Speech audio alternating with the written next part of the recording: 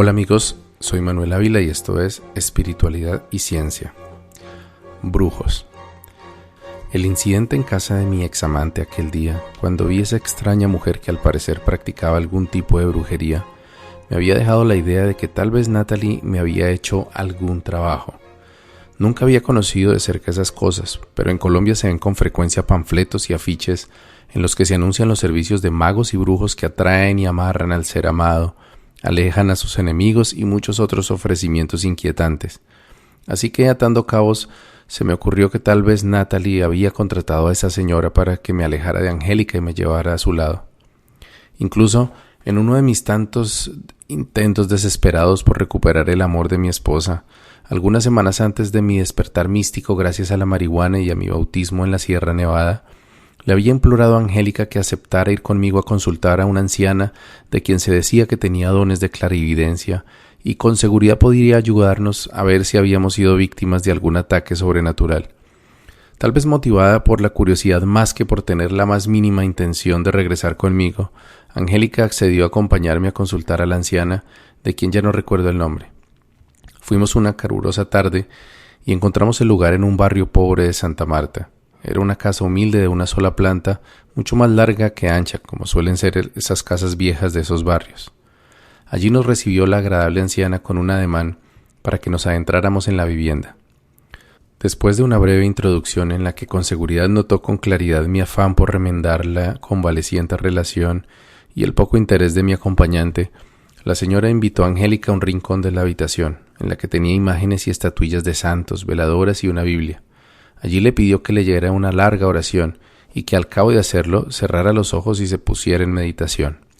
Luego me llevó a mí enfrente una afiche grande con una imagen del Sagrado Corazón de Jesús que dominaba el lugar, y me dijo que yo tenía una protección muy poderosa del Sagrado Corazón, que no me pasaría nada malo gracias a ello y que debía ser muy agradecido. Luego me entregó otra oración y me pidió que la leyera en voz baja frente a aquella imagen en la que Jesucristo toma con suavidad un corazón refulgente rodeado con una corona de espinas en el centro de su pecho.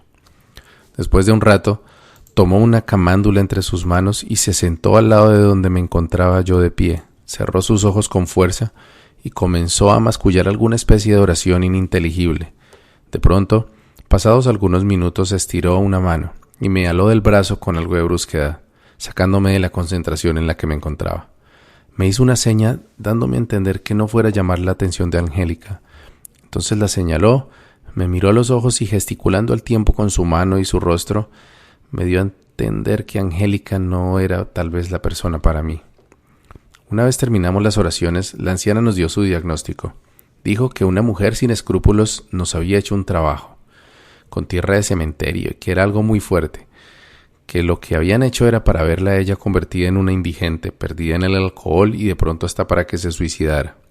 También dijo que con ese trabajo le habían puesto a ella un velo sobre el rostro para que no me pudiera ver, que si queríamos restablecer la relación había que hacer un tratamiento para retirarse de ese velo. Sobra decir que Angélica no creyó en que sus decisiones provinieran de alguna interferencia externa, pero dijo que no le sorprendería que Natalie hubiese acudido a la brujería para tratar de hacerle daño. Por mi parte, no sabía qué pensar, ya que, por un lado, la idea de que todo pudiera solucionarse con algo de magia me generaba una vaga esperanza. Pero por otra parte, las palabras que la vidente me dio mientras estuvimos a solas destruían esa ilusión. Antes de despedirnos de la anciana, Angélica se retiró un momento al baño, y la vidente aprovechó para decirme otra parte de su diagnóstico. «Esta mona no es mujer para ti. Ella quiere andar con uno y con otro. Deja que se vaya. Yo a ti te veo con una mujer así bonita y blanquita, pero no es esta. Además te veo en otro país, Canadá me pareció, o Estados Unidos, y te veo en una casa grande y bonita con 2 niños pequeños». 14 años después, mientras escribo este libro, aún me impresionan esas palabras, ya que hasta el momento es la profecía más exacta que algún desconocido me haya dado. Además, con sorprendente exactitud, ya que hoy en día vivo en Canadá, tengo una bella esposa de piel blanca y cabello castaño claro, vivimos en una casa y tenemos 2 hijos pequeños, aparte de mi hija Ana María. En aquel entonces ni siquiera consideraba la posibilidad de vivir fuera de Colombia, y ciertamente no creía poder ser feliz con ninguna otra mujer que no fuera Angélica. Regresé a Bogotá en septiembre de 2006 y después de casi 7 años viviendo al lado del mar, descubriendo la vida y cometiendo algunos errores que por fortuna no habían causado consecuencias irreparables, sin embargo, las recurrentes pesadillas y una sensación rara, como de estar siendo perseguido, me hacían pensar que algo no estaba bien dentro de mí.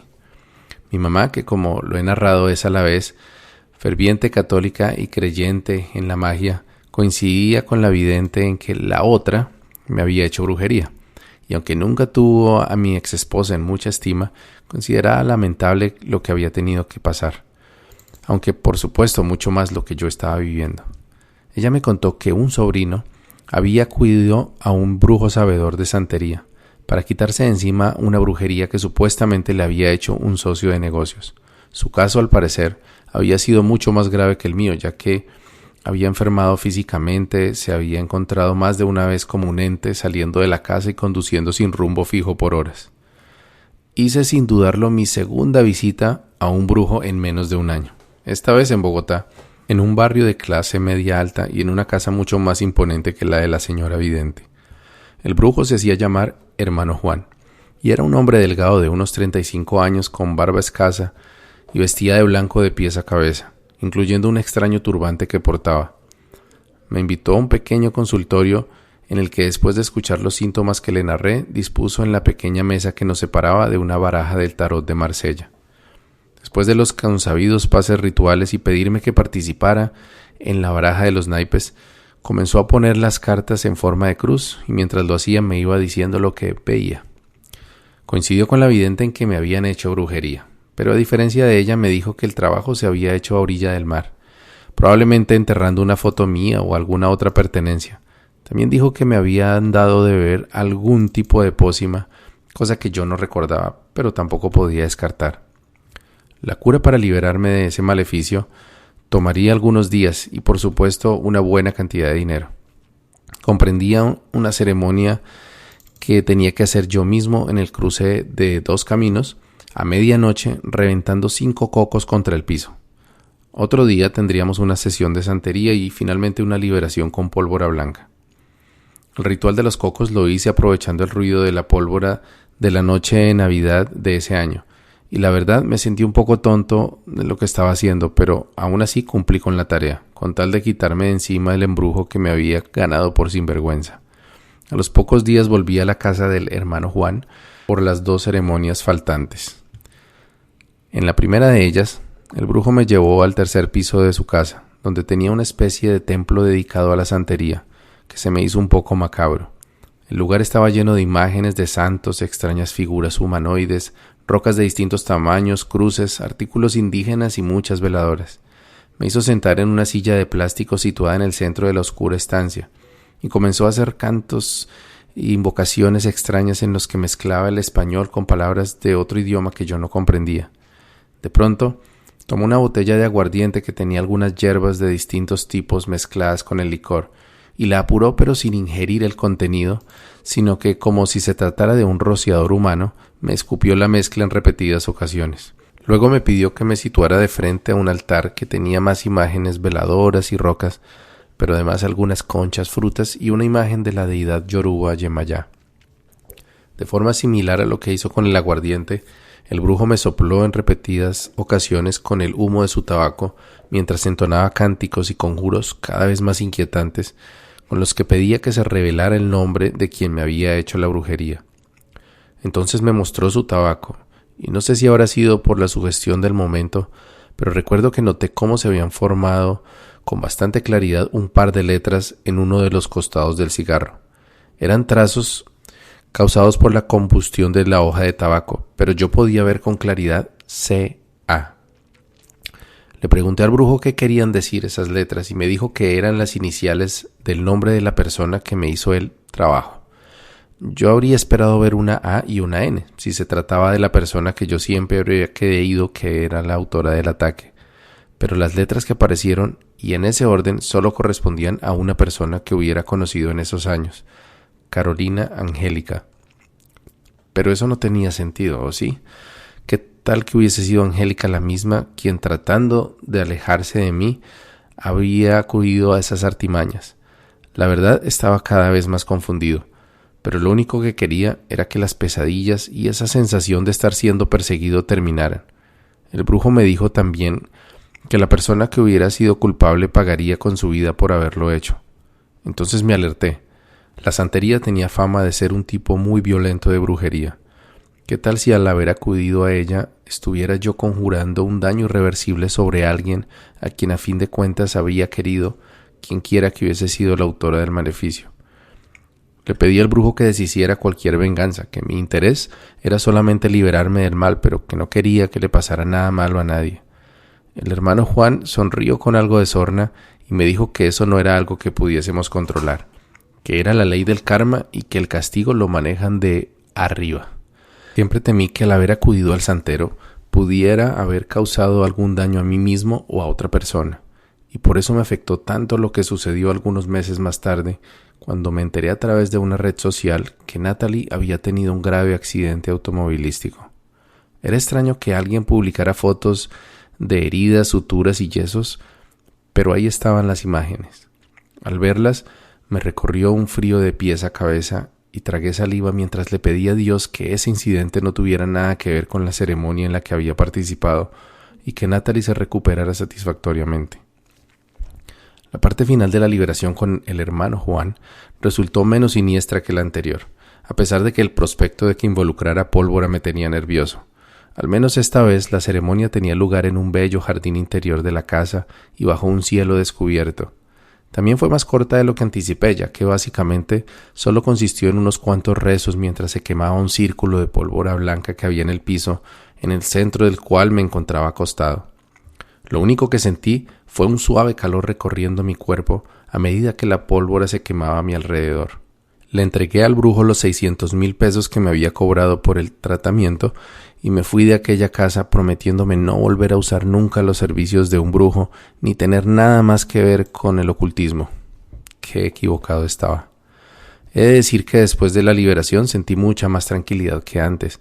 Las pesadillas cesaron, al menos por un tiempo, y emprendí mi nueva vida en Bogotá, viviendo con mis padres y mis hermanas, disfrutando de mi soltería y de un trabajo que me reportaba satisfacción profesional. En 2007, cuando ya llevaba un año viviendo nuevamente en Bogotá, conocí a Lina, con quien tuve la relación sentimental más larga hasta ese momento, que no involucrara matrimonio ni embarazo. Era la oportunidad para darme cuenta si mi mala costumbre de la infidelidad había quedado atrás definitivamente. Al fin y al cabo, aquello había sido causado por la brujería de la cual me había liberado ya. ¿O no? Tal vez no sea sorpresa que lo anterior no haya resultado así. Si bien, tal como en Santa Marta no me convertí en un mujeriego, simplemente no desaproveché las oportunidades que la vida me ofrecía. Mientras estaba en una relación formal con Lina, me veía a escondidas con una exnovia, con una mujer casada en mi trabajo, e incluso en un par de oportunidades con la mismísima Natalie. Durante esos años emprendí algunos negocios que tuvieron resultados mezclados, uno con éxito rotundo, algún otro con ganancias mucho más modestas y un tercero que fue un verdadero descalabro económico que no llegó a ser compensado por los dos anteriores y para el cual requerí una vez más que mis padres acudieran en mi ayuda. A ellos les debo el no haber terminado en bancarrota en esos años de despilfarro y decisiones apresuradas en lo económico y en todo lo demás. También hice mis primeros viajes al exterior. Trataba de conocer nuevos horizontes y abrir mi mundo, pero incluso en esto, también ignorando las medidas de austeridad que había tenido que adoptar después de mis reveses en los negocios. Trataba de encontrar un sentido a mi vida, pero me sentía andando en círculos que no llevaban a ninguna parte. Estaba a punto de llegar a mis primeros 30 años de edad sin estabilidad económica ni sentimental, pero aún más importante, sin sentirme un buen ejemplo o siquiera una buena influencia en la vida de mi hija. Mi relación con Lina terminó y sorpresivamente no fue por mis infidelidades, ya que al parecer me había convertido en un mentiroso aún más eficiente que antes, sino por una total desconexión en nuestra visión de la vida. Pronto me encontré, igual que un par de años antes, con compañías intrascendentes, deudas en el banco y sin encontrar un propósito para mi vida. También habían regresado las pesadillas y poco a poco volvió ese vacío en el pecho que sentí por primera vez luego de mi separación con Angélica. Sin embargo, Esta vez no fue por mi separación de Lina.